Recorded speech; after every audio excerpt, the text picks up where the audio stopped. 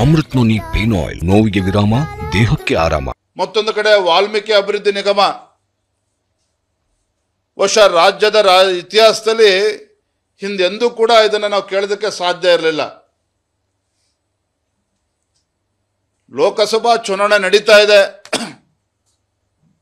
ಆ ಮಾರ್ಚ್ ಏಪ್ರಿಲ್ನಲ್ಲಿ 180 ಕೋಟಿ ವಾಲ್ಮೀಕಿ ಅಭಿವೃದ್ಧಿ ನಿಗಮಕ್ಕೆ ಬರ್ತದೆ. ಫೈನಾನ್ಷಿಯಲ್ ಕನ್ಕರೆನ್ಸ್ ಸಿಗ್ತದೆ. ಹಣಕಾಸಿನ ಸಚಿವರು ಯಾರಿದ್ದಾರೆ, ಹಣಕಾಸಿನ ಇಲಾಖೆ ಸ್ವತಃ ಮುಖ್ಯಮಂತ್ರಿಗಳೇ ನಿರ್ವಹಿಸ್ತಾ ಇರ್ತಕ್ಕಂಥದ್ದು.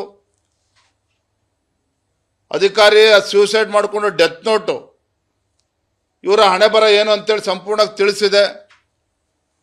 ಒಂದು ಕಡೆ ಯೂನಿಯನ್ ಬ್ಯಾಂಕ್ ಆಫ್ ಇಂಡಿಯಾ ಸಿಬಿಐಗೆ ಪತ್ರ ಬರೆದು ಸಿಬಿಐ ಕೂಡ FIR ರಿಜಿಸ್ಟರ್ ಮಾಡಿ ತನಿಖೆ ನಡೀತಾ ಇದೆ.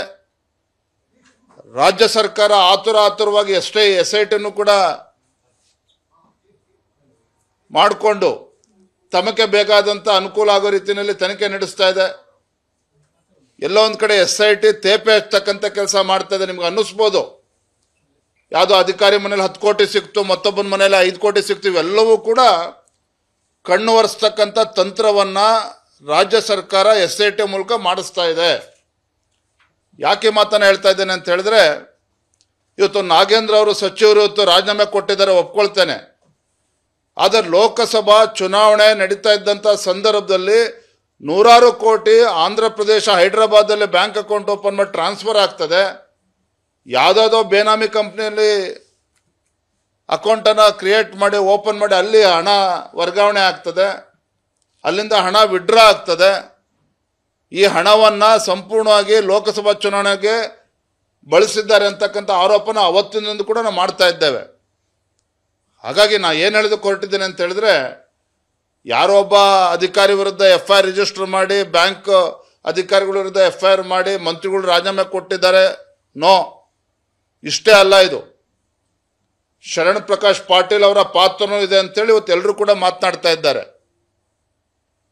ಇವತ್ತು ವಾಲ್ಮೀಕಿ ಅಭಿವೃದ್ಧಿ ನಿಗಮದ ಅಧ್ಯಕ್ಷರೇನಿದ್ದಾರೆ ಶಾಸಕರು, ಅವ್ರ ಮೇಲೂ ಕೂಡ ಆರೋಪ ಬಂದಿರತಕ್ಕಂಥದ್ದು. ಅವರಿಬ್ಬರೂ ಸಹ ತತ್ಕ್ಷಣ ರಾಜೀನಾಮೆ ಕೊಡಲೇಬೇಕು. ಮತ್ತು ಸ್ವತಃ ಮುಖ್ಯಮಂತ್ರಿಗಳೇ ಹಣಕಾಸಿನ ಇಲಾಖೆಯನ್ನು ನಿರ್ವಹಿಸ್ತಾ ಇರ್ತಕ್ಕಂಥದ್ದು ಅವರ ಗಮನಕ್ಕೆ ಬಾರದೇನೆ ಲೋಕಸಭಾ ಚುನಾವಣೆಯಲ್ಲಿ ಯಾಕೆ ಇಷ್ಟೊಂದು ಹಣ ಹಸ್ತಾಂತರ ಆಯಿತು, ಅವರು ಕೂಡ ಜವಾಬ್ದಾರಿಯನ್ನು ಹೊಣೆಗಾರಿಕೆಯನ್ನು ಹೊರಬೇಕಾಗ್ತದೆ. ನಾವು ಕೂಡ 28ನೇ ತಾರೀಕು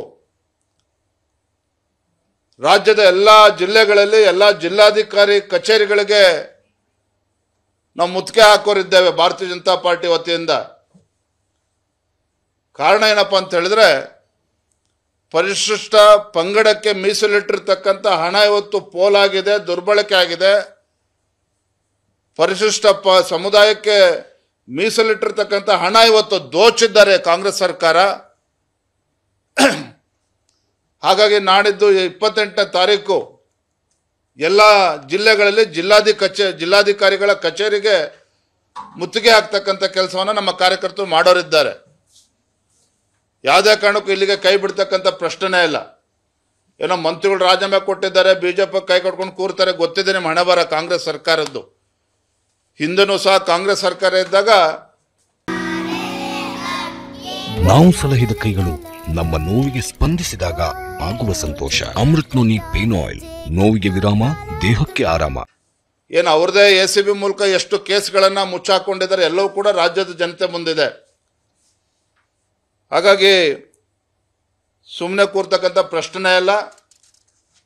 ಪೆಟ್ರೋಲ್ ಮತ್ತು ಡೀಸೆಲ್ ಇರ್ಬೋದು, ಹಾಲಿನ ದರ ಜಾಸ್ತಿ ಆಗಿರ್ತಕ್ಕಂಥದ್ದು. ಇವತ್ತು ಪೆಟ್ರೋಲ್ ಡೀಸೆಲ್ ಇವತ್ತು ದರ ಜಾಸ್ತಿ ಮಾಡಿರ್ತಕ್ಕಂಥ ಪರಿಣಾಮ ಏನಾಗಿದೆ ಅಂತ ಹೇಳಿದ್ರೆ, ಎಲ್ಲ ಕಡೆ ಇಡೀ ರಾಜ್ಯದಲ್ಲಿ ಅಗತ್ಯ ವಸ್ತುಗಳ ಬೆಲೆ ಇವತ್ತು ಗಗನಕ್ಕೇರಿರ್ತಕ್ಕಂಥದ್ದು. ಹಾಗಾಗಿ ನಾನು ಮಾನ್ಯ ಮುಖ್ಯಮಂತ್ರಿಗಳಿಗೆ ಒತ್ತಾಯನ ಮಾಡ್ತೇನೆ, ಆಗ್ರಹನ ಮಾಡ್ತೇನೆ. ಪೆಟ್ರೋಲ್ ಡೀಸೆಲ್ ಮೇಲೆ ಏರಿಸಿರ್ತಕ್ಕಂಥದ್ದು ಇರ್ಬೋದು, ನಿನ್ನೆ ದಿನ ಹಾಲಿನ ಮೇಲೆ ದರವನ್ನು ಜಾಸ್ತಿ ಮಾಡಿರ್ತಕ್ಕಂಥದ್ದು. ಈ ನಿರ್ಧಾರದಿಂದ ಹಿಂದೆ ಸರಿಬೇಕು, ತತ್ಕ್ಷಣ ಅದನ್ನು ವಿಡ್ರಾ ಮಾಡಿಕೊಳ್ಳಲೇಬೇಕು. ಭಾರತೀಯ ಜನತಾ ಪಾರ್ಟಿ ಯಾವತ್ತೂ ಸಹ ಜನರ ಪರವಾಗಿ ನಿಲ್ತದೆ. ಜನರ ಪರವಾಗಿ ಹೋರಾಟವನ್ನು ಕೂಡ ನಾವು ಮಾಡ್ತೇವೆ. ಅನುಕ್ಷಣದ ಸುದ್ದಿಗಳಿಗಾಗಿ ವಿಸ್ತಾರ ನ್ಯೂಸ್ ಯೂಟ್ಯೂಬ್ ಚಾನೆಲ್ ಸಬ್ಸ್ಕ್ರೈಬ್ ಮಾಡಿ. ಹೊಸ ಸುದ್ದಿಗಳ ನೋಟಿಫಿಕೇಶನ್ಗಾಗಿ ಬೆಲ್ ಐಕಾನ್ ಕ್ಲಿಕ್ ಮಾಡಿ. ಲೇಟೆಸ್ಟ್ ಅಪ್ಡೇಟ್ಸ್ಗಾಗಿ www.vistaranews.com ವೆಬ್ಸೈಟ್ಗೆ ವಿಸಿಟ್ ಮಾಡಿ. ಅಂಗೈಯಲ್ಲೇ ಜಗತ್ತಿನ ಸುದ್ದಿ ತಿಳಿಯಲು ವಿಸ್ತಾರ ನ್ಯೂಸ್ ಕನ್ನಡ ಆಪ್ ಡೌನ್ಲೋಡ್ ಮಾಡಿ.